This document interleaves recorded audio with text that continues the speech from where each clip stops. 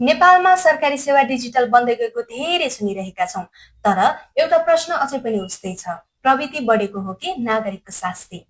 अहिले फेरि राहदानी नवीकरणको विषय चर्चामा छ। धेरै सेवाग्राहीहरूले आवेदन दिएपछि पनि लामो समयसम्म राहदानी नपाएको गुनासो गरिरहेका छन्। विदेशमा रोजगारी, अध्ययन, उपचार वा पारिवारिक भेटघाटका लागि तयार गरिरहेका नागरिकहरू यस ढिलाइबाट प्रत्यक्ष प्रभावित भएका छन्। सरकारको भनाइअनुसार नयाँ ई-पासपोर्ट प्रणाली, प्राविधिक समस्या र अत्याधिक आवेदनका कारण सेवा प्रभावित भएको हो।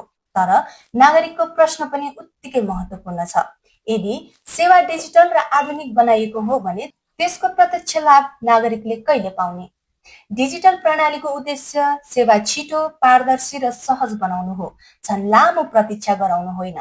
हामी सरकारको आलोचना मात्र गर्न चाहदैनौँ, तर जवाबदेहिता र समाधान दुवै अपेक्षा गर्छौं, किनकि राहदानी कुनै सामान्य कागज होइन। यो कसैको रोजगारीको सपना हो, कसैको उच्च शिक्षाको अवसर, कसैको उपचारको आवश्यकता र कसैको आफ्ना प्रियजनसँग भेट्ने आशा। त्यसैले नागरिकलाई समयमै सहज र भरपर्दो सेवा उपलब्ध गराउनु सरकारको जिम्मेवारी हो।